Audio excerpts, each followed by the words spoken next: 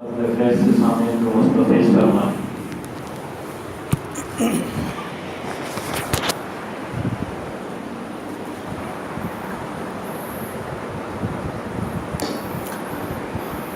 السلام علیکم ورحمۃ اللہ وبرکاتہ۔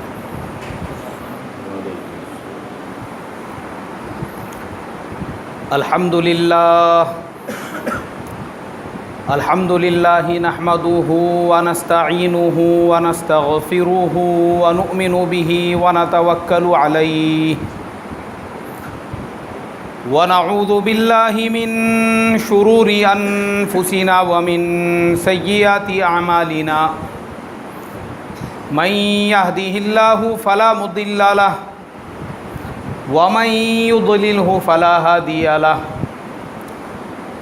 ونشهد أن لا إله إلا الله وحده لا شريك له ونشهد أن سيدنا ومولانا محمدا عبده ورسوله الذي أرسل بالحق بشيرا ونذيرا أما بعد فقد قال الله تبارك وتعالى اعوذ باللہ من الشیطان الرجیم بسم اللہ الرحمن الرحیم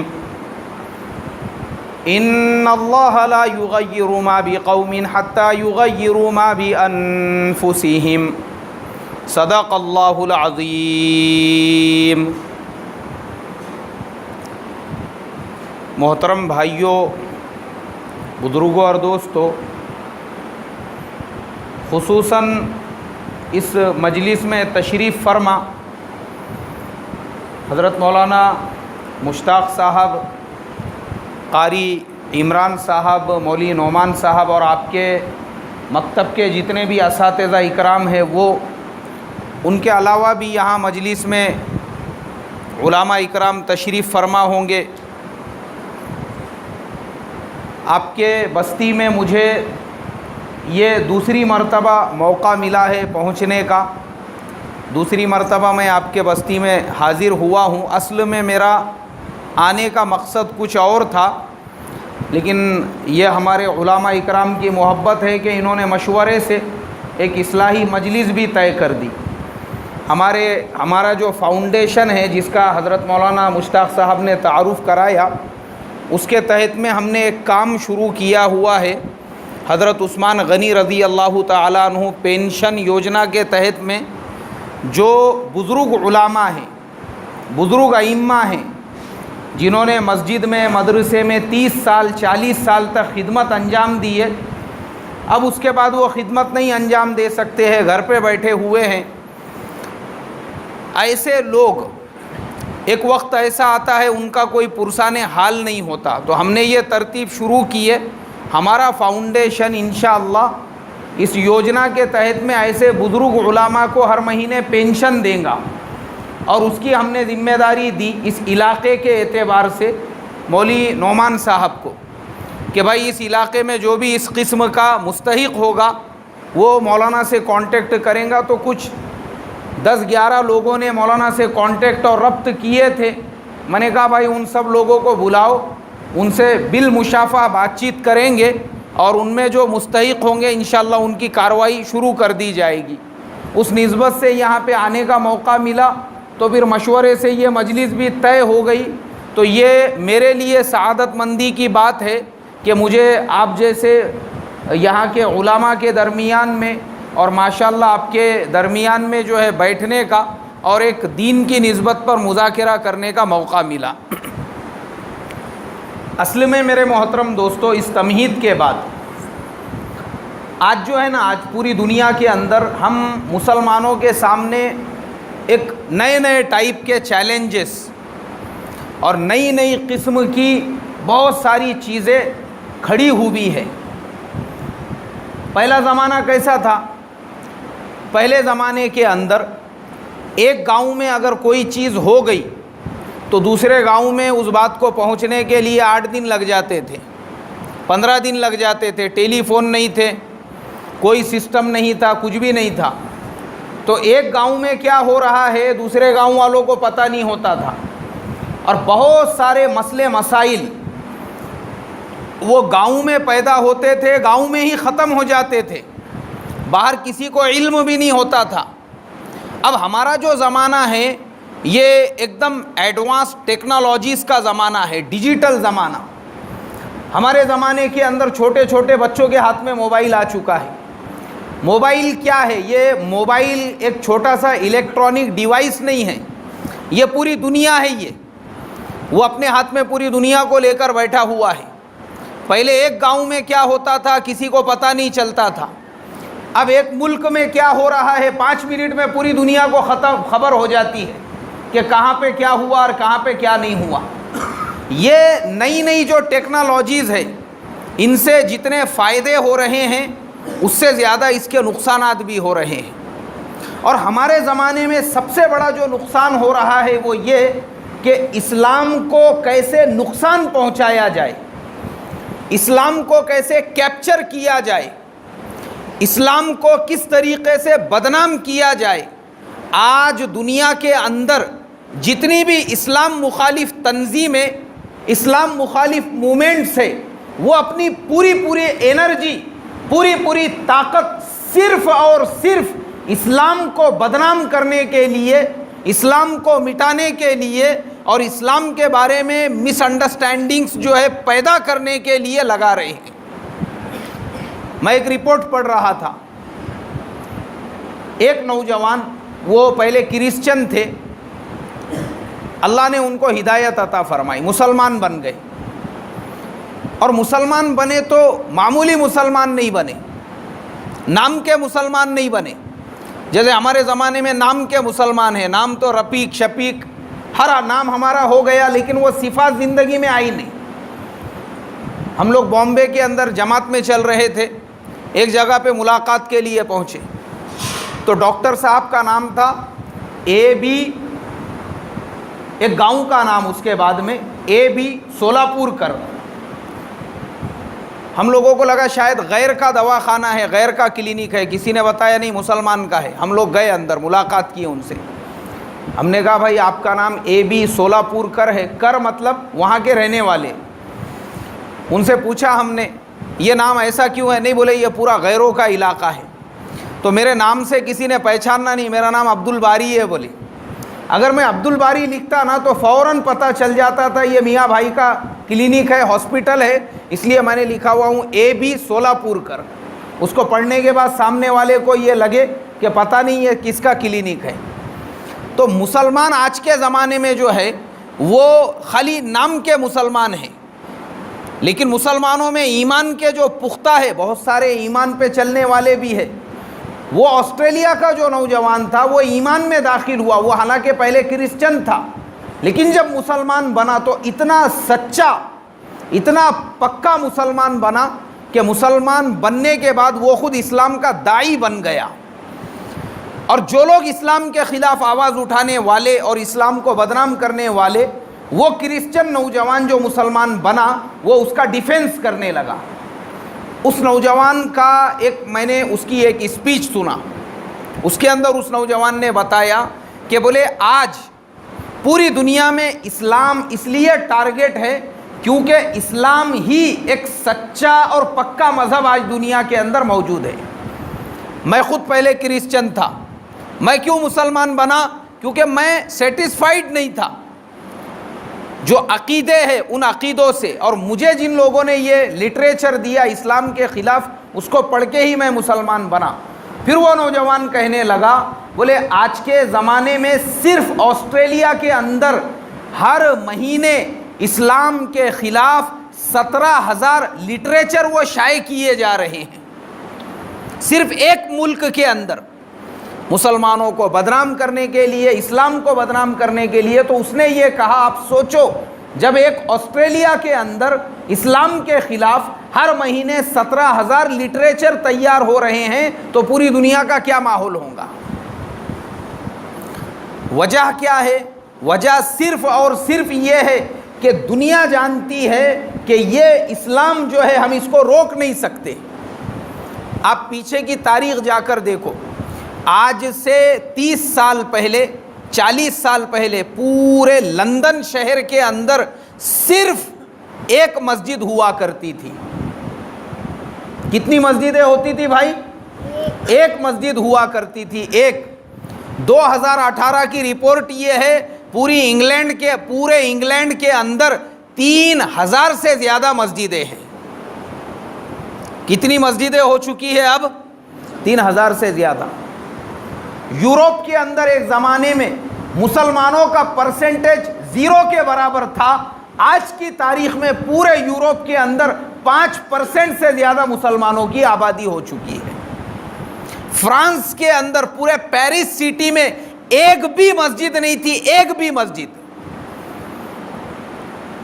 اور یہ بات میں نہیں بول رہا ہوں, ایک سافٹ ویئر انجینئر ہے میرے دوست ہے, وہ پیرس کے ہی رہنے والے ہیں. تو ان سے ملاقات ہوئی ایک مرتبہ, تو وہ سنانے لگے وہاں کی کارگزاری. بولے ایک زمانہ ایسا تھا پیرس شہر کے اندر ایک بھی مسجد نہیں تھی. مسلمان ایک جگہ پہ, مسلمانوں نے ایک انڈر گراؤنڈ جو پارکنگ ہوتی ہے اس کو خرید کے وہاں پہ نماز پڑھا کرتے تھے. اب مسلمان وہاں پہ نماز پڑھنے لگے تو آہستہ آہستہ اسلام اس ملک کے اندر بڑھنے لگا. اس کے بعد وہ نوجوان کہنے لگے آج اس پیرس کے اندر آپ کو سینکڑوں مسجدیں ملیں گی, اور الحمدللہ مسلمانوں نے کئی ایسے چرچ ہے ان کو خرید کر مسجدوں کے اندر تبدیل کر دیا. تو آج جو ہے میرے محترم دوستو, اسلام کے خلاف میڈیا کا, سوشل میڈیا کا, موبائل نیٹ ورکنگ کا, یہ ڈیجیٹل ٹیکنالوجیز کا استعمال اس لیے ہو رہا ہے, دنیا کی قومیں جانتی ہے ہم اپنے نوجوانوں کو اسلام کے طرف بڑھنے سے پہلے ہی روکنے کا کام کرو. پہلے ہی ان کو بتاؤ کہ اسلام اچھے لوگوں کا مذہب نہیں ہے. ارے مسلمان تو ایسے ہوتے ہیں, ارے مسلمان تو ویسے ہوتے ہیں. ہمارے ہندوستان کے اندر آپ نے دیکھے ہوں گے پچھلے 3-4 سال میں 3 طلاق کا جو مسئلہ تھا وہ پورے میڈیا کے اوپر چھایا ہوا تھا. اور ایسے لوگ 3 طلاق کا مسئلہ میڈیا کے اندر اچھال رہے تھے اور مسلمان عورتوں کو انصاف دلانے کی بات کر رہے تھے, جنہوں نے اپنی خود کی عورت کو 3 دن بھی نہیں سنبھالا. خود کی عورت کو 3 دن نہیں سنبھال سکے, وہ مسلمان عورتوں کو حقوق دلانے کی بات کر رہے تھے. اللہ حفاظت فرمائے. ایسے لوگ, اس کے پیچھے کا بیک گراؤنڈ کیا ہے؟ کیوں میڈیا کے ہر چینل کے اوپر سوشل میڈیا پہ 3 طلاق کی بات؟ اس کی وجہ صرف یہ تھی ہمارے اپنے ملک کے اندر جو ہمارے برادران وطن ہیں, جو ہمارے بھائی ہے, دوسرے ہمارے ساتھ رہنے والے ہمارے پڑوسی ہے, ان لوگوں کا جو نیو جنریشن ہے, نئی نسل ہے, ان کے اندر ایک رجحان بڑھ رہا تھا اسلام کی اسٹڈی کرنے کے بارے میں. وہ نئی نسلیں جو ہے, وہ نئی نسل, کیونکہ دیکھو پرانے جو کھوڑ ہے, پرانے جو بڈھے ہیں, آپ ان کو نہیں سمجھا سکتے. تعلیم نہیں ہے ان کے پاس, ایجوکیشن نہیں ہے ان کے پاس اتنی انڈرسٹینڈنگ نہیں ہے. ان کو اگر آپ جا کے اسلام سمجھانے کی فکر کرو گے, کوشش کرو گے, وہ بات ماننے والے نہیں آپ کی. لیکن جو نیو جنریشن ہے وہ سائنس کو جانتا ہے, ہائی ٹیک ٹیکنالوجیز کو جانتا ہے, وہ پورا کیا پورا یہ جو ہمارا سسٹم ہے اس کو جانتا ہے, جغرافک سسٹم کو جانتا ہے, وہ کتابیں پڑھ رہا ہے, وہ پورے سسٹم کو سمجھنے والا اس کو خود سمجھتا ہے کس کی عبادت کرنا چاہیے اور کس کی عبادت نہیں کرنا چاہیے, اس کو خود سمجھتا ہے. میرا اپنا ایک غیر ایمان والا دوست, میرا اپنا دوست, ہم لوگ ایک ساتھ میں کام کرتے تھے. تو ایک ایسی ہی ان لوگوں کی عید آئی, فیسٹیول آیا, تو میں نے اس کو بولا یار تم نے چھٹی نہیں لی ہے آج؟ اس نے بولا میرے کو 8 سال ہو چکے ہیں ہمارے عبادت خانے میں جا کر. کتنے سال ہو چکے ہیں؟ 8 سال ہو چکے ہیں. بولے مجھے 8 سال ہو چکے ہیں. کس کے پاس ٹائم ہے؟ بولے یہ سب ریکامہ ٹائم, وہاں جانے کے لیے اور وہاں جا کے جو ہے عبادت کرنے کے لیے ٹائم نہیں ہے. بولے اپنے پاس کس کی عبادت کرنے کا؟ بولے وہاں پہ جا کر. وہ مجھے بول رہا ہے, میں نہیں بول رہا ہوں اس کو. اور بہت ساری باتیں اس نے ایسی بولا وہ میں نہیں بول سکتا. بہت ساری باتیں اس نے کہا یہ سب لوگوں نے اپنے دل سے نئی چیزیں گھڑی ہوئی ہے, یہ سب چیزوں کو مانتا نہیں. بولے میں کیا کوئی کھیت میں نانگر مارنے والا, ہل مارنے والا کوئی شیتکری ہوں کیا؟ بولے ان ایجوکیٹڈ انسان ہوں یہ سب عام لوگوں کی باتوں کو ماننے کے لیے. میں نے MBA کی ڈگری کیا اس کے لیے لیا ہوں. تو آج کا جو نیو جنریشن ہے میرے محترم دوستو, اور وہ نیو جنریشن میں بھی جو فیمیلز ہے, جو عورتیں ہیں, مسلمانوں کی نہیں, ان کی جو عورتیں ہیں, وہ عورتوں کا فگر, ان کا اکڑا وہ مردوں کی بنسبت زیادہ ہے. ان عورتوں نے اسٹڈی کی کہ عورتوں کو سب سے زیادہ حق اسلام نے دیا یا اس مذہب نے دیا جس کے اندر شوہر مرنے کے بعد عورت کو بھی اس کے ساتھ جلانے کا حکم ہے. وہ عورتوں نے اسٹڈی کی اس کے اوپر. تو انہوں نے اسٹڈی کی اسلام میں اور ہمارے میں فرق کیا ہے, تو ان کو فرق یہ نظر آیا کہ اسلام وہ مذہب ہے جس نے قرآن میں باضابطہ یہ انسٹرکشن, قرآن میں حکم نازل کیا مسلمانوں کے لیے کہ دیکھو اگر کسی کا شوہر مر جائے وہ عورت صرف 4 مہینے اور 10 دن تک اپنے شوہر کا سوگ منائے گی, اس کے بعد اس کو فریڈم ہے, وہ عورت کسی اور کے ساتھ نکاح کر کے اپنی نیو لائف شروع کر سکتی ہے, اس کے لیے نیو بگننگ کے چانسز ہے. قرآن میں آیت نازل کی 4 اشہر و عشرا, قرآن پاک کے اندر اللہ تبارک و تعالیٰ نے قرآن پاک کے اندر جو ہے جو طلاق شدہ ہے اس کے لیے بھی بیان فرمایا اور جو بیوہ ہے اس کے لیے بھی فرمایا. تو ان عورتوں کو اچھا یہ 4 مہینے 10 دن کا ڈیوریشن وہ بھی کیوں ہے وہ بھی میں آپ کو بتاتا ہوں.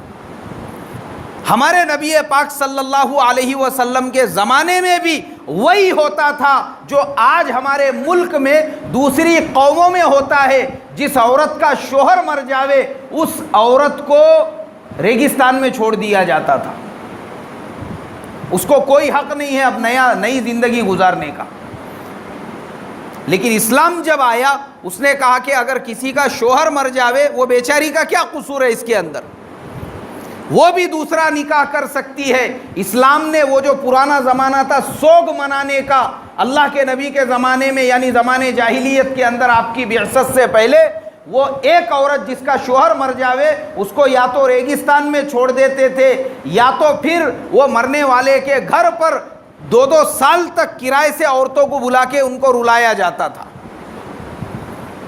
4 مہینے کے بعد 1 سال کے بعد وہ گلی سے کوئی گزر رہا ہے تو وہ کرائے کی عورتیں گھر کے باہر بیٹھ کر وہ چلا چلا کے روتی تھی.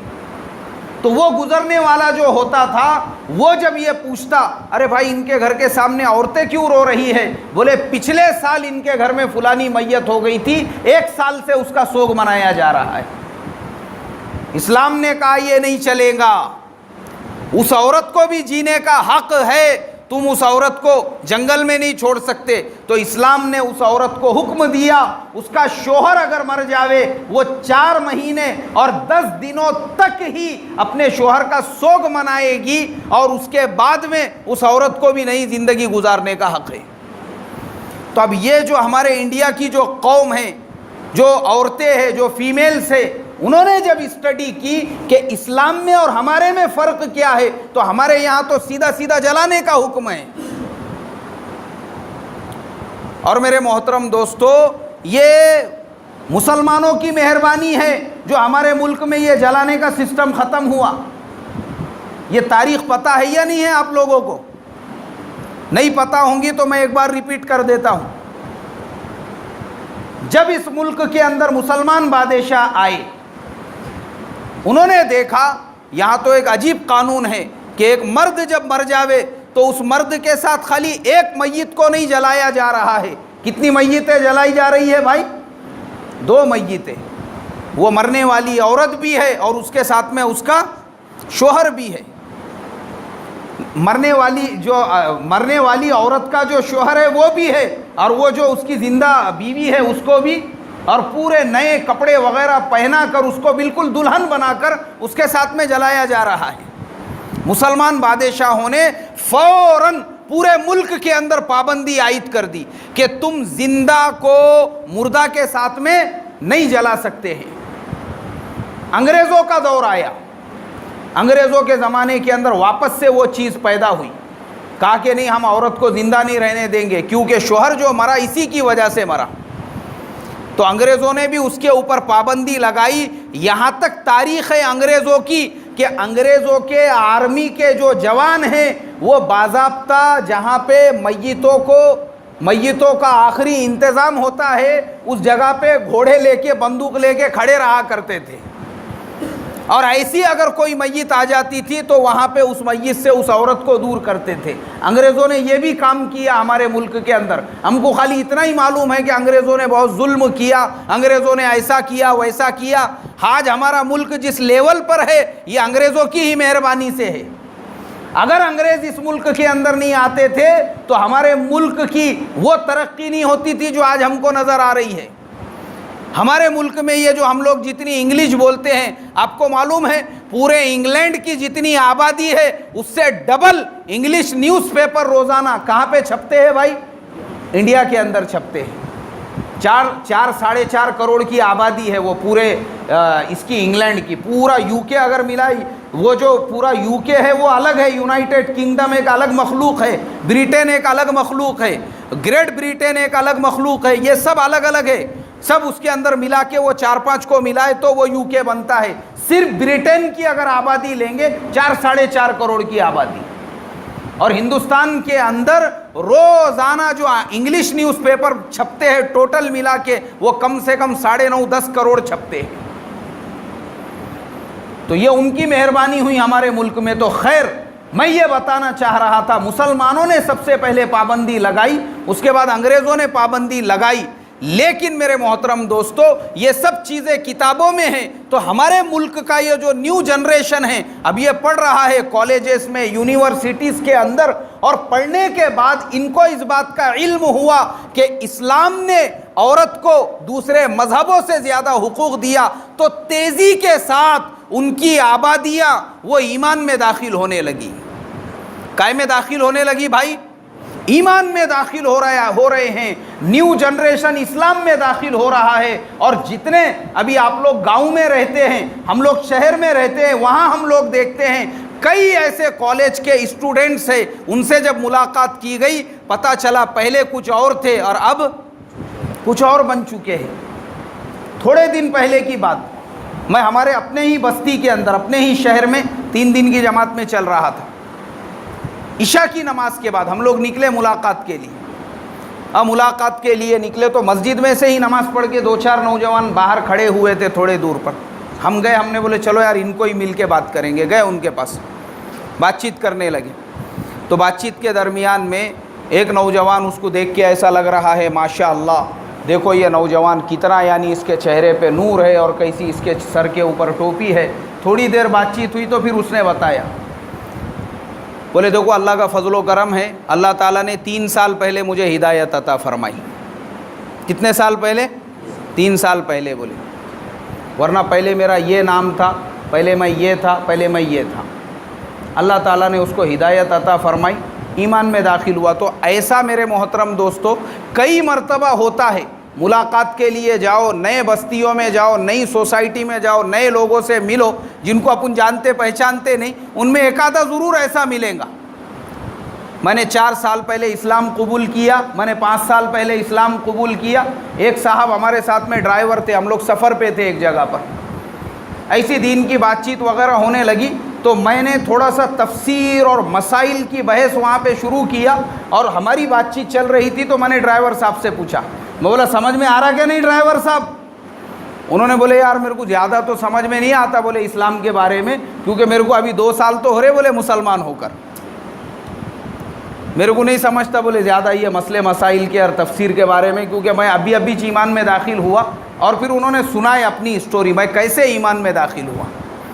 گھر کو بھی انہوں نے ایمان میں داخل کر دیا, اولادیں بھی ایمان میں داخل ہو گئی, والدین بھی ایمان میں داخل ہو گئے, پورا کیا پورا گھر. تو جہاں سے میں نے بات شروع کیا تھا, آج پورے میڈیا اور سوشل میڈیا میں اسلام کے خلاف جو یہ پورا واویلا مچایا جا رہا ہے وہ صرف اس لیے کہ اب نئے جو لوگ ہیں وہ اسلام میں داخل ہونے سے پہلے یا اسلام کی اسٹڈی کرنے سے پہلے ہی کیا ہو جائے بھائی, چوکنے ہو جائے. جو 3 طلاق کا مدعا، عورتوں پہ ظلم کا مدعا، یہ سب اس لیے اٹھایا گیا کیونکہ ان کی اپنی جو جنریشن ہے، ان کی اپنی جو لڑکیاں ہیں، وہ تیزی کے ساتھ میں جب مسلمان ہونے لگی، انہوں نے کہا اب تو پورا سسٹم، پورا نظام ہمارے ہاتھ میں ہے، پورا میڈیا ہمارے ہاتھ میں ہے، اب اگلی جو ہماری نسلیں ہیں اور اگلا جو ہمارا جنریشن ہے ان کو اگر بچانا ہے، اس سے پہلے ہی ان کا برین واش شروع کر دو۔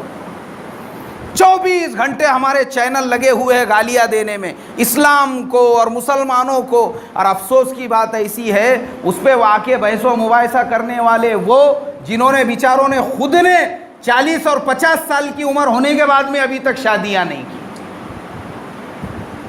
جو خود سنیاسی بن کے بیٹھے ہوئے ہیں، وہ عورتوں کے حقوق کی بات کر رہے ہیں، جنہوں نے عورت کو 3 دن سنبھالے نہیں، 3 دن کی جورو کو چھوڑ کے بھاگ گئے، ویسے لوگ باتیں کرنے لگے ہم عورتوں کو حقوق دیں گے۔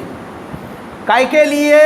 برین واش کرنے کے لیے اور اسلام کو بدنام کرنے کے لیے۔ ارے یہ مسلمان اتنے ظالم ہوتے ہیں، ایسے ہوتے ہیں، ویسے ہوتے ہیں، اور مسلمانوں میں سے کس کو پکڑ پکڑ کے لانے لگے؟ مسلمانوں میں سے ایسی مسلمان عورتوں کو پکڑ کے لانے لگے جن عورتوں نے اپنے شوہروں کے ساتھ میں خیانت کی، اور خیانت کرنے کے بعد جب شوہر نے ان کے خلاف رپورٹ لکھائی تو اس سے پہلے وہی مظلومہ بن کے بیٹھ گئی، میرے شوہر نے مجھے 3 طلاق کی، میں مظلومہ ہوں۔ اب وہ 3 طلاق کے نام پہ جب ڈھنڈورا پیٹنے کے لیے روڈ راستے پہ آ گئی تو سب طاقتیں اس کے ساتھ میں کھڑی ہو گئی، اور پھر ایسی بھی کھڑی ہو گئی انہوں نے اس کو اپنے لیے ایک ماڈل بنا کے پیش کر دیا۔ تو یہ ہم نے سب چیزوں کی اسٹڈی کرنا چاہیے۔ تو میں اصل میں وہی بات بتانا چاہ رہا تھا، آج پوری دنیا میں اسلام کو اس لیے ٹارچر کیا جا رہا ہے، اسلام کو اس لیے بدنام کیا جا رہا ہے کیونکہ دنیا جانتی ہے اگر دنیا کے اندر کوئی مذہب سب سے زیادہ اور تیزی کے ساتھ پھیل رہا ہے وہ کون سا مذہب ہے بھائی؟ اسلام ہے۔ تو اب ہماری مسلمانوں کی ذمہ داری یہ بنتی ہے، ہمارے پاس میں اگر ایسا کوئی میسج آ جاوے اسلام کے خلاف، مسلمانوں کے خلاف، ہم اس کو فوراً ڈیلیٹ کریں، بجائے ایک دوسرے کو فارورڈ کرنے کے۔ فوراً کیا کریں گے بھائی؟ اس کو فوراً ڈیلیٹ کریں ہم۔ یہ سازش ہے، سازش ہمارے دشمنوں کی، اور دوسری سازش ہمارے دشمنوں کی یہ ہے کہ مسلمانوں کو کس طریقے سے کام میں لگایا جائے۔ ابھی کیسا؟ مثال کے طور پر بہت سارے لوگ آج کل کے سوشل میڈیا کا غلط استعمال ایسے کر رہے ہیں کہ وہ ایک میسج بناتے ہیں، اور وہ میسج اس طریقے سے ہوتا ہے کہ ان کے ہی لوگ ہوتے ہیں، اور اس میں یہ دکھایا جاتا ہے کہ ایک ٹوپی والے کو مارا پیٹا جا رہا ہے۔ اب ہم لوگ جب دیکھتے ہیں تو ہم لوگوں کو ایسا محسوس ہوتا ہے دیکھو ہماری قوم پہ کیسا ظلم ہو رہا ہے۔ ارے بھائی آپ کی قوم پہ ویسا ظلم نہیں ہو رہا ہے، یہ آپ کو یعنی آپ کے ذہن کو کام میں لگانے کے لیے اور آپ کو ڈسٹرب کرنے کے لیے سازش کی گئی ہے۔ فوراً ہم نے ویسے میسج کو ڈیلیٹ کرنا چاہیے۔ پھر ایسے میسج بنائے جاتے ہیں، بولے امریکہ میں ایک نیا قرآن پیدا ہو گیا، نعوذ باللہ۔ آپ لوگوں نے پڑھے کہ نہیں ایسا کوئی میسج کبھی؟ ایسا ہو گیا، ویسا ہو گیا، حالانکہ ایسا ہوتا کچھ بھی نہیں ہے، لیکن ویسا میسج بنایا جاتا ہے، اور ویسے میسج سوشل میڈیا میں کیا کیے جاتے ہیں بھائی؟ ہمارے پاس پہنچائے جاتے۔ تو ہم کیا کرتے ہیں؟ ہم سوچتے ہیں کہ چلو میں اور 2-4 کو اس کی اطلاع دوں، اور اس میں یہ لکھا ہوتا ہے یہ نیا فتنہ ہے، پوری قوم کو بتاؤ۔ مطلب ایسا ہوتا ہے اس کا کہ پوری قوم کو ڈسٹرب کرو۔ ہم نے فوراً ایسے میسیجز کو ڈیلیٹ کرنا چاہیے، ختم کرنا چاہیے، بلکہ آج کا جو میڈیا ہے، آج کا جو سوشل میڈیا ہے، اس کو ہم نے اسلام کی تبلیغ کے لیے استعمال کرنا چاہیے، اسلام کے بڑھاوے کے لیے استعمال کرنا چاہیے۔ نیگیٹو ٹائپ کا ہم کو کوئی بھی میسیج آتا ہے ہم اس کو فوراً ڈیلیٹ کریں۔ اور ہماری ماں بہنیں جو اپنے گھروں کے اندر موبائل استعمال کرتی ہے، سوشل میڈیا کا استعمال کرتی ہے، ان کے اوپر بھی ہم تھوڑا سا واچ رکھیں، ان کے اوپر بھی ہم تھوڑی سی نظر رکھیں، کیونکہ آج کل بہت سارے ٹریپ چل رہے ہیں۔ ٹریپ، وہ ٹریپ اس ٹائپ کے ہوتے ہیں کہ جو ہمارے دشمن ہیں وہ ہمارے نام سے اکاؤنٹ بنا کر سلیم خان، شیخ رفیق، شیخ شفیق، اور کسی کے بھی نام سے ایسا اکاؤنٹ بنائیں گے، اور وہ اکاؤنٹ بنانے کے بعد وہ ہمارے بہنوں کو، ہماری بیٹیوں کو ورغلائیں گے، ان کو ترغیب دیں گے نکاح کے لیے، شادی کے لیے، اور اس طریقے سے جب ترغیب دیں گے، ہماری بہن بیٹی جب پوری طرح سے ان کے جھانسے میں آ جائیں گی تو آخری وقت میں پتہ چلے گا کہ جس کا نام سلیم خان تھا، جس کا نام شیخ رفیق تھا، اور جس کا نام شیخ شفیق تھا، وہ اصل میں مسلمان ہے ہی نہیں۔ آئی بھائی بات میری سمجھ میں؟ تو ہم اپنی بہن بیٹیوں کو متنبہ کریں گھر کے اندر، کیونکہ ہم ان کو روک نہیں سکتے۔ آج کے زمانے میں ہم روکنے اگر جائیں گے کہ نہیں تم نے موبائل نہیں یوز کرنا، تو یہ ممکن نہیں ہے آج کے زمانے میں۔ اگر کسی نے ایسا کہا اپنے بیوی سے کہ تو نے موبائل نہیں یوز کرنا، تو وہ بولیں گی ٹھیک ہے تم نے اپنا بھی موبائل نہیں یوز کرنا، دونوں کا موبائل ایک ساتھ میں بند کرو۔ اب یہ بیچارے کو تو رہ نہیں جاتا موبائل کے بغیر، کھانا کھاتے کھاتے بھی چیک کرنا پڑتا کسی نے کچھ بھیجا کہ نہیں بھیجا بول کے۔ تو ایسی حالت کے اندر یہ آج کے زمانے میں، ہاں ہم یہ کر سکتے ہیں، ہمارے گھروں میں جو ہماری ماں بہنیں ہیں، ہماری بہن بیٹیاں ہیں، ان کو سمجھا سکتے ہیں، ان کو یہ نئے نئے فتنوں سے آگاہ کر سکتے ہیں کہ دیکھو دنیا کے اندر اس طریقے کے ٹریپ چل رہے ہیں، مسلمان بہن بیٹیوں کو بہلانے کے لیے، مسلمان بہن بیٹیوں کو پھسلانے کے لیے، اور ان کو ہم یہ واقعات سنا سکتے ہیں کہ دیکھو اور ملکوں کے اندر بھی مسلمان بہنیں ہیں، مسلمان بیٹیاں ہیں، لیکن وہ کتنی مضبوط ہے وہ اپنے ایمان کے اندر، اور اس طریقے کے معاملے۔ اصل میں پرابلم یہ ہے میرے محترم دوستو، ہمارے یہاں پہ ایکچول میں ایجوکیشن اور نالج کی کمی ہے، اس کی وجہ سے یہ ساری چیزیں ہوتی ہے، اس کی وجہ سے یہ سارے مسائل ہوتے ہیں۔ یہ ہماری ذمہ داری، اور ہمارے یہ جو نوجوان بھی ہے، اگر ان کو عورتوں کے نام سے یا فیمیل کے نام سے فیس بک پہ کسی نے ریکویسٹ بھیج دیا، موبائل پہ کسی نے میسج بھیج دیا، تو ہم اس کے اوپر بالکل یقین نہ کرے، بھروسہ نہ کرے۔ بہت ساری ہماری دشمن ایجنسیاں وہ ہمارے اندر کیا ہے نکلوانے کے لیے، اگلوانے کے لیے بھی ایسے کام کرتی ہیں۔ شاید آپ لوگوں نے نیوز پڑھے یا نہیں پڑھے پتہ نہیں ہے، پچھلے ہفتے کی بات ہے، ہمارے اپنے ملک کے اندر گورنمنٹ کے ایک بہت بڑے آفیسر کو گرفتار کیا گیا جاسوسی کے جرم میں۔ اور جاسوسی کس کے ذریعے سے ہو رہی تھی؟ فیس بک کے اوپر اس کو ایک فیمیل نے، ایک لیڈیز نے اس کو فرینڈ ریکویسٹ بھیجی، اور ریکویسٹ بھیجنے کے بعد اس کے ساتھ میں بات چیت ہونے لگی، اور وہ بات چیت اتنی آگے بڑھی کہ آگے بڑھنے کے بعد اس نے آہستہ آہستہ اس سے معلومات حاصل کرنا شروع کی۔ اس نے کہا مجھے آپ پہ بہت بھروسہ ہے، اور آپ ایسے ہیں ویسے ہیں۔ اس نے، کیونکہ وہ حقیقت میں بھی وہ عورت تھی، اور اس نے اس کے ساتھ میں 2-4 مرتبہ بات بھی کی۔ اب یہ بیچارہ پوری طرح سے اس کے جھانسے میں آ گیا، اور جھانسے میں آنے کے بعد وہ بہت ساری معلومات جو گورنمنٹ کے رول کے حساب سے ہم نے دوسروں کو نہیں دینا چاہیے، اس نے بہت سی ایسی باتیں کیا، اور ہمارا ہر آنے اور جانے والا جو میسج ہوتا ہے اس پہ پوری واچ ہوتی ہے۔ وہ بیچارے کو گرفتار کیا گیا، جیل کی سلاخوں کے پیچھے ہے کسی کے ذہن میں یہ نیوز؟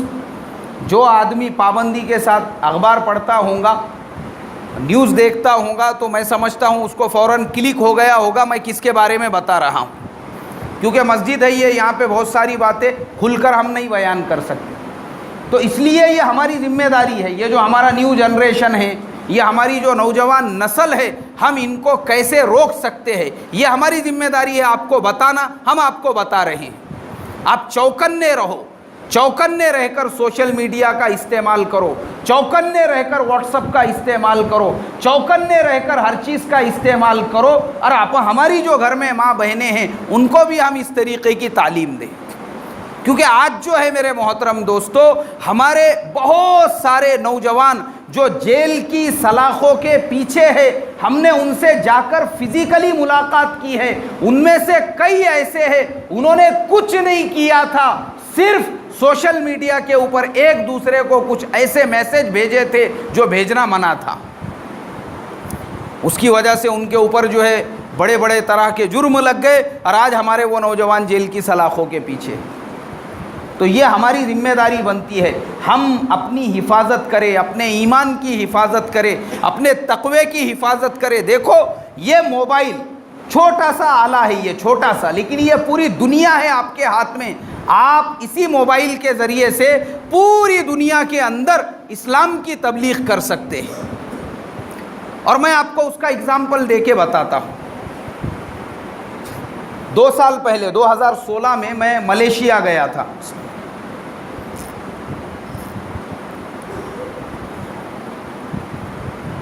الحمدللہ 2 سال پہلے 2016 میں دسمبر کے مہینے میں ملیشیا گیا تھا۔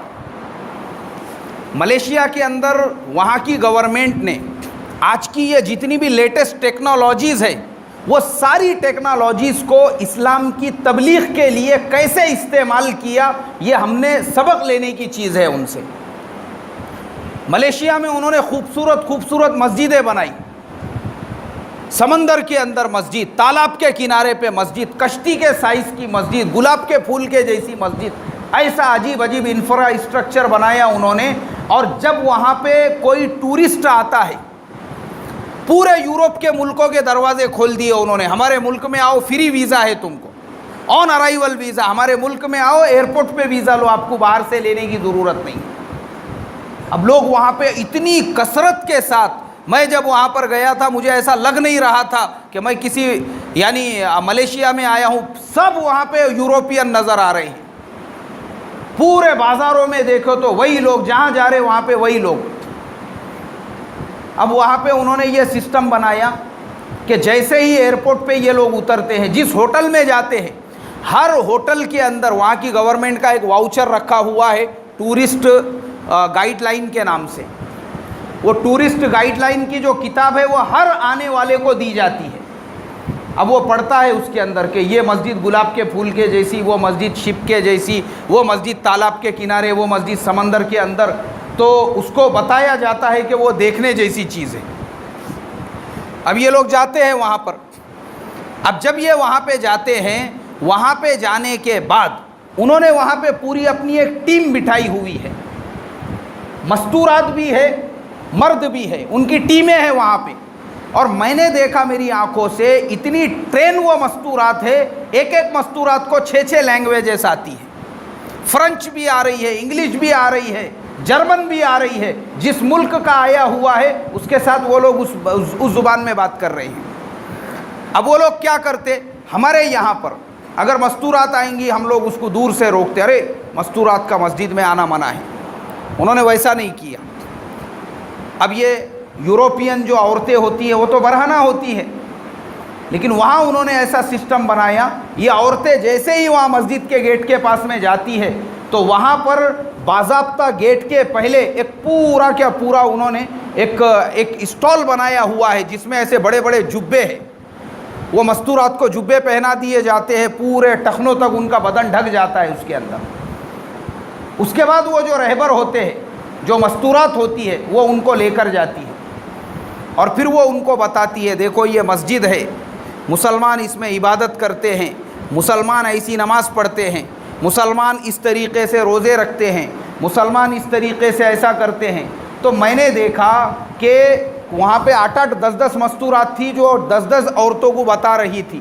مردوں کو بتانے کے لیے مرد الگ سے گائیڈ فری میں وہاں پہ، اور جب ان کو پوری مسجد دکھانا ہو گیا، واپسی کے لیے جب وہ نکل رہے ہیں ان سے ایک فارم بھرا کر لیا جاتا ہے، اس پہ ان کا موبائل نمبر، اس پہ ان کا ای میل آئی ڈی، ان کے پورے ڈیٹیلز ہوتے ہیں، ان کو ایک سی ڈی اور ایک کتاب دی جاتی ہے اسلام کے بارے میں۔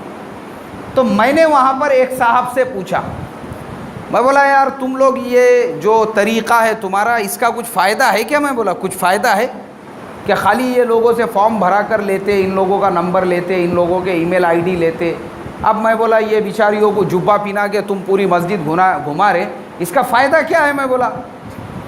تو وہاں پہ ایک صاحب تھے، انہوں نے مجھ سے کہا، بولے بھائی صاحب اس کا فائدہ یہ ہے، کئی عورتیں ایسی ہے یہاں پہ ہم نے جب ان کے سر پہ ایک مرتبہ اسکارف پہنا دیا اس کے بعد انہوں نے واپس نکالا نہیں۔ بولے یورپ کی ننگی عورتیں، وہ ان کو معلوم ہی نہیں ہے سر ڈھکنے کے بعد جو اندر تک سکون ملتا ہے اور کس طریقے کی سیکیورٹی محسوس ہوتی ہے پتہ ہی نہیں تھا ان کو۔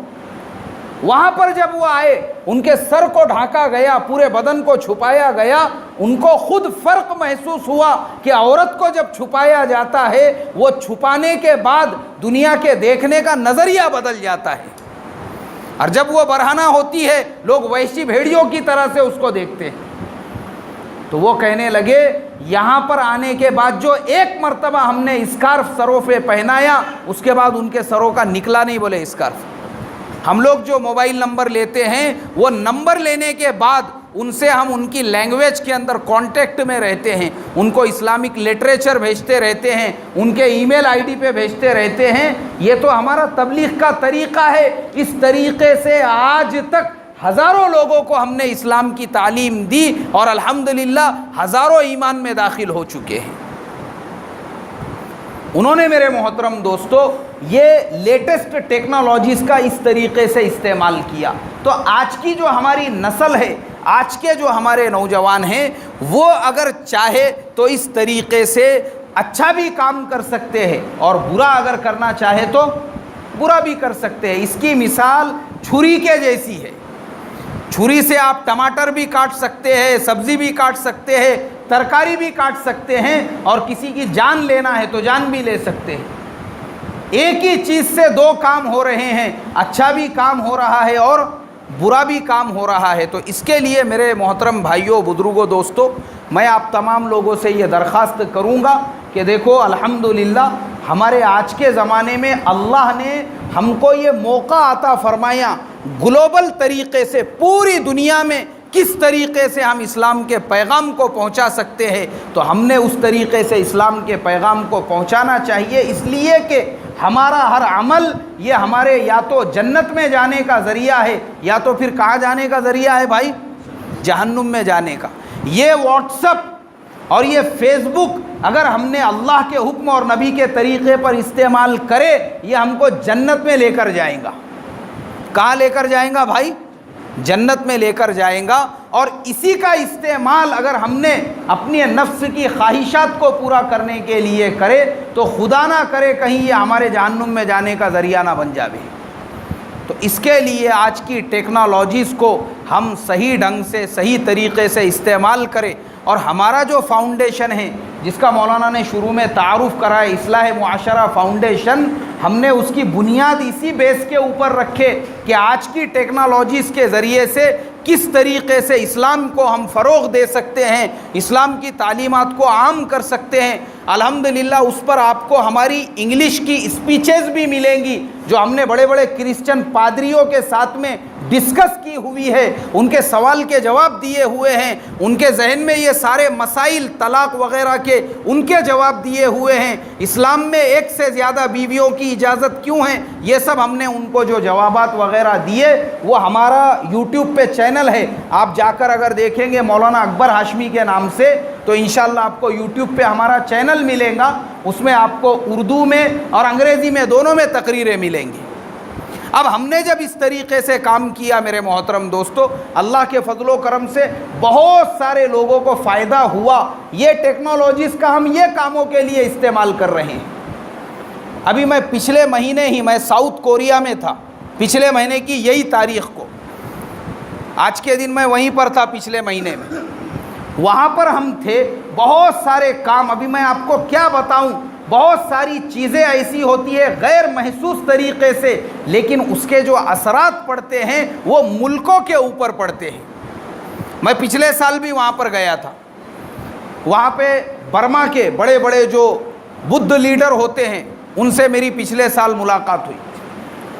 ہم نے ان سے ملاقات کی، اور میں نے اکیلے نے ملاقات نہیں کیا، میں نے ایک ٹیم بنایا وہاں پہ۔ ایک سعودی کے میرے پہچان کے شیخ ہیں، ان کو میں نے اپنے ساتھ میں لیا، ایک جارڈن کے تھے ان کو اپنے ساتھ میں لیا، عراق کے، کردستان کے، ایسے ہم 5-6 جن ملے۔ میں نے کہا کہ یہ پوری ٹیم ساتھ میں گھوم رہی ہے، ان کو ایک بار پکڑو ذرا ایک جگہ پہ۔ ان کے بڑے بڑے لیڈر، پورے ملک کے لیڈر، ان کے رہنما وہاں پہ، ہم لوگ سب چاروں طرف سے گئے، ان کو پوروں کو ایک جگہ پہ ہم نے روکے، ایک جگہ پہ ملاقات کی۔ میں نے ان کو دعوت دیا، وہاں پہ جگہ جگہ پہ اسٹار بکس ہے، جیسے ہمارے یہاں چائے کی ٹپری ہوتی ہے نا، وہاں پہ جو چائے کی ٹپری ہے اس کو اسٹار بکس کہتے ہیں. تو میں نے ان سے کہا friends I want to invite all of you for tea and coffee.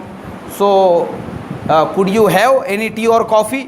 انہوں نے کہا نہیں چائے کافی تو ہم لوگ نہیں پئیں گے. میں نے کہا no problem, if you don't want to have any tea or coffee, we want to some discuss about Burma's Muslims. میں نے کہا اگر چائے کافی نہیں پینا ہے نا تو تھوڑا سا برما کے مسلمانوں کے بارے میں ہم کو آپ سے بات کرنے کا ہے. انہوں نے کہا no Burma in Muslims in very safe in Burma, ایسا ویسا وہ بولنے لگے. میں نے کہا تم لوگ یہ بول رہے ہو کہ مسلمان سیف ہے, لیکن وہاں تو مسلمانوں پہ بہت زیادہ ظلم و ستم ہو رہا ہے. اب میرے ساتھ میں وہ جارڈن والے بھی تھے. میں نے ان کو کہا, میں نے کہا I am from India, he is from Jordan, he is from Saudi, he is from Kurdistan, he is from Iraq. All Muslim people wants to speak you about Muslims of Burma. وہ ایک دم پریشان ہو گئے. میں نے کہا تم یہ مت سمجھو کہ وہاں کے مسلمانوں کا کوئی پرسان حال نہیں ہے, یہ پوری دنیا یہاں پہ کھڑی ہوئی ہے. تم وہاں پہ اگر تمہارے ملک میں جو تمہارے دل میں آیا تم کر سکتے, لیکن یاد رکھو تم جیسی تمہارا ملک چھوڑو گے ہر جگہ پہ تم کو گھیرنے والے ہیں. جیسے میں نے کہا ایک آدھا کتا اگر گاؤں میں لوگوں کو پریشان کر رہا نا تو گاؤں کے 2-4 شرارتی لڑکے ہر طرف سے گھیرتے اس کو.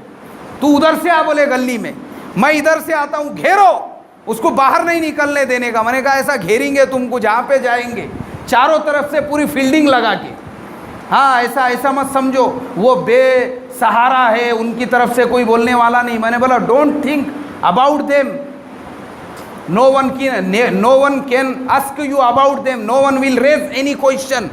ایسا سمجھو مت. میں نے کہا تو ہماری 15 منٹ تک وہاں پہ ڈسکس چلی. وہ لوگ بھی بولنے لگے, کردستان والے, عراق والے, اور سب لوگوں نے جب ان کو بولے. یہ بات پچھلے سال کی ہے, 2017 کی.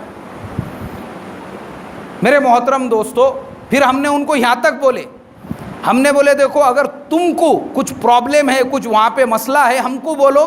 ہم لوگ تمہارے ملک میں آ کے 3-4 مہینے رہتے برما میں, اور ہمارے ساتھ میں 8-10 کو لے کے آتے. میں نے کہا میں لے کے آتا, یہ لے کے آتے, ہم لوگ آتے تمہارے ہم مٹ کے اندر رہتے, اور وہاں رہ کے اپن کچھ کریں گے. تم بول رہے نا وہاں کچھ نہیں ہے, اپن دیکھیں گے کچھ ہے یا نہیں ہے بول کے. 2017 میں ہماری یہ ساری بات چیت ہوئی. لیکن میرے محترم دوستو, تاریخ یاد رکھو آپ, 17 سے لے کے 18 تک آپ نے یہ پورے 1 سال کے اندر ایک مرتبہ بھی نہیں سنے ہوں گے کہ برما کے اندر مسلمانوں کے ساتھ میں کچھ ہوا. اس سے پہلے جو حالات تھے وہ 2017 ہماری سپٹمبر میں ملاقات ہوئی. سپٹمبر سے پہلے وہاں پہ حالات تھے, جون میں اور سپٹمبر کے پہلے کا جو رمضان گزرا 2017 کا, وہاں پہ وہ اس زمانے میں مسلمانوں پہ حالات. لیکن سپٹمبر 2017 سے لے کے سپٹمبر 2018 کے بیچ کا جو ڈیوریشن ہے, پورے سال کے اندر آپ کو ایک خبر بھی پڑھنے اور سننے کے لیے نہیں ملے ہوں گی. تو کیا ہوتا ہے, یہ جو میڈیا ہے نا, اس کا ہم نے اگر صحیح ڈھنگ سے استعمال کیے, اس طریقے سے ہم پریشرائز کر سکتے. اور میں آپ کو 18 کی بات بتاتا ہوں. 18 میں بھی وہ لوگ آئے تھے, لیکن 18 میں ایسا حال تھا, انہوں نے دور سے دیکھے تو وہ دوسرا رستہ پکڑ رہے تھے. ارے باپ رے, بولے یار یہ سالا انڈیا کے لوگ آئے ہوئے دکھ رہے, بولے یہ پیجامے کرتے والے. کیونکہ دیکھو یہ جو پیجامہ کرتا ہے نا, پوری دنیا میں ہم لوگ ہی پہنتے ہیں, ہمارے علاوہ کوئی نہیں پہنتا. عرب کے جو لوگ آتے ہیں وہ الگ ڈھنگ کے کپڑے پہنتے ہیں, دوسرے ملکوں کے جو آتے ہیں وہ لمبا جبہ پہنتا ہے. یہ پیجامہ کرتا پوری دنیا کے اندر یہ ہماری پہچان ہے. تو یہ سال انہوں نے جب دیکھے, میں نے 2-3 مرتبہ سوچا ان سے ملاقات کروں, وہاں جانے تک وہ دوسرے رستے سے دوسری لفٹ پکڑ کے اوپر چلے جا رہے تھے. وہ ابھی آپ کے گاؤں میں نگر پریشد نہیں ہے, مہانگر پالیکا نہیں ہے, وہ ہمارے یہاں شہروں میں ہے. وہ مہانگر پالیکا کی کتے پکڑنے کی جب گاڑی آتی ہے نا, یہ پورے کتے جو گلیوں کے اندر ہوتے ہیں آٹومیٹیکلی وہ کہاں چلے جاتے پتہ نہیں چلتا. تو ہمارے یہاں پہ بعض لوگ یہ کہتے بھی ہے, بولے یار یہ عالم الغیب تو نہیں ہے, بولے یہ گاڑی کی جیسی انہوں نے آواز بھنک لگی ان کو, کارپوریشن کی گاڑی آ رہی ہے, لوگ فون کرتے کارپوریشن کو, ارے بولے یار ہمارے گلی کے اندر 50 کتے ہو گئے, 100 بہت پریشان کر رہے, رات میں آنا جانا مشکل کر دیے. کارپوریشن والے ان کی گاڑی بھیجتے, وہ گاڑی دور سے نظر آتے ہی پتہ نہیں ان لوگوں کو کہاں سے الہام ہو جاتا کہ یہ ہمارے رشتہ دار آ رہے ہیں, اس سے پہلے ہی پوری گلیاں صاف ہو جاتی. تو اس سال میرے محترم دوستو ہم لوگ جب وہاں پر گئے تو وہ لوگوں کا یہ حال تھا، وہ دور سے دیکھتے تھے، اس کے پہلے ہی ایک تیسرا رستہ پکڑ کے نکل جاتے تھے۔ تو یہ اصل میں نے پوری آپ کو جو تفصیل بتایا وہ اسی لیے بتایا کہ یہ ہم سب مسلمانوں کی ذمہ داری بنتی ہے، ہم آج کے زمانے کے میڈیا کا، ہمارے زمانے کے سوشل میڈیا کا چوکنے بن کر استعمال کریں۔ کیسا استعمال کریں گے بھائی؟ چوکنے بن کر استعمال کرے۔ اور ہم نے ان سے جتنی بات چیت وہاں پر کی وہ ساری بات چیت ہم نے میڈیا پہ ڈال دی تھی، اس کا بھی ان کے اوپر ایفیکٹ ہوا۔ تو مجھے اللہ کی ذات سے 100% امید ہے، ماشاءاللہ یہ بہت سارے ہمارے یہاں پہ نوجوان نظر آ رہے ہیں، اور میں امید کرتا ہوں ہمارے یہ نوجوان اب قوم کے لیے کچھ کرنے کا، اپنے سماج کے لیے کچھ کرنے کا، اپنے گاؤں کے لیے اور اپنے علاقے کے مسلمانوں کے لیے کچھ کرنے کا ایک جذبہ لیں گے، اور اس جذبے کے ساتھ میں انشاءاللہ کام کریں گے بھائی انشاءاللہ۔ اللہ مجھے آپ کو عمل کی توفیق عطا فرمائے، اور اللہ تبارک و تعالی ہماری نوجوان نسلوں کی یہ نئے نئے فتنوں سے حفاظت فرمائے، اور اللہ تبارک و تعالی ہم تمام کو دین کی خدمت کے لیے قبول فرمائے، اور پورے عالم میں اللہ تبارک و تعالی ہمارے سے دین کا کام لے لے۔ دعا کرنا ہے مولانا،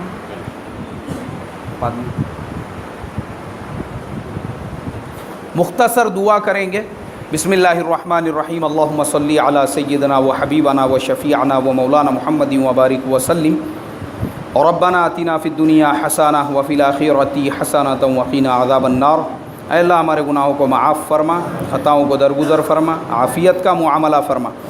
اے اللہ پورے عالم میں مسلمانوں کے جان، مال، عزت، آبرو کی حفاظت فرما۔ اے اللہ پورے عالم میں مدارس کی، مکاتب کی، مراکز کی، خانقاہوں کی حفاظت فرما۔ اے اللہ پورے عالم میں دعوت و تبلیغ کے مبارک محنت کی حفاظت فرما۔ اے اللہ جتنے لوگ تیرے راستے میں اپنے گھر بار کو چھوڑ کر چل رہے ہیں ان کی قربانیوں کو قبول فرما، ان کے غائبانے میں ان کے گھر بار، ان کے کاروبار، ان کے کھیتی باڑی کی حفاظت فرما۔ اے اللہ اس مجلس میں جتنے لوگ بیٹھے ہوئے ہیں تمام کی مغفرت کا فیصلہ فرما، تمام کے حق میں جنت الفردوس کا فیصلہ فرما، تمام کے والدین کی مغفرت فرما، تمام کے والدین کے حق میں جنت الفردوس کا فیصلہ فرما۔ اے اللہ ہمارے اساتذہ اکرام کی مغفرت فرما، جو زندے ہیں ان کی عمروں میں برکت عطا فرما۔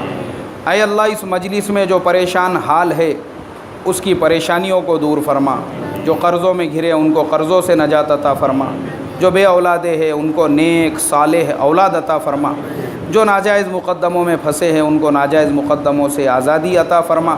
اے اللہ ہماری قوم کے جتنے نوجوان یہاں پہ بیٹھے ہوئے ہیں ان نوجوان کے جذبات کو تو قبول فرما، ان کے جذبات کو دین کی خدمت پہ موڑنے کے فیصلے فرما، ان کے جذبات کو دین کی خدمت کے لیے قبول کرنے کے فیصلے فرما، ان کی جوانیوں کو تو دین کے لیے قبول کرنے کے فیصلے فرما۔ اے اللہ اس بستی پہ اپنی خصوصی رحمتیں نازل فرما۔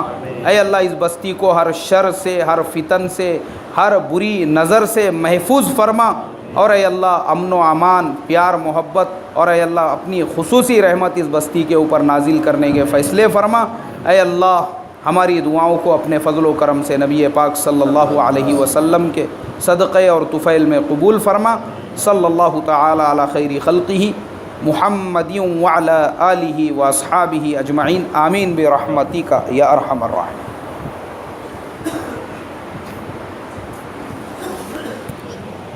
سارے حضرات شربت پی کے جائیں، انتظام ہے۔